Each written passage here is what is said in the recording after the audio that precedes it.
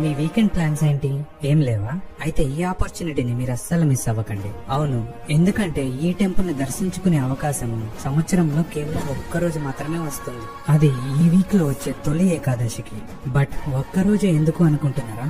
ఎందుకంటే ఈ temple Nallamala tiger reserve forest లో ఉంది. ఇదే శ్రీ పాలంక వీరభద్ర స్వామి ఆలయం. అండ్ ఇక్కడికి చేరుకోవడానికి మనం చేసే ప్రయత్నం ఒక సాహసమే. ప్రకాశం జిల్లా ఎర్రగొండపాలెం నుంచి మనకి ఇలా జీపులు అందుబాటులో ఉంటాయి. ఇక్కడి నుంచి దాదాపు 50 కిలోమీటర్లు మనం దట్టమైన అడవిలో ప్రయాణించాల్సి ఉంటుంది. ఈ వైల్డ్ జర్నీ ఎంతో అడ్వెంచరస్ గా ఉంటుంది. ఇక్కడి లోకల్స్ ట్రాక్టర్స్ మరియు లారీస్ తో వెళ్తూ మనకి ఎదురవుతుంటారు. గుర్తు పెట్టుకోండి, ఈ ట్రెక్ చాలా కష్టం. పార్కింగ్ పాయింట్ నుంచి దాదాపు 3 కిలోమీటర్స్ లోయలోకి దిగాల్సి ఉంటుంది. ఈ లోయలో అందాలు ఎంతో అద్భుతంగా ఉన్నాయి.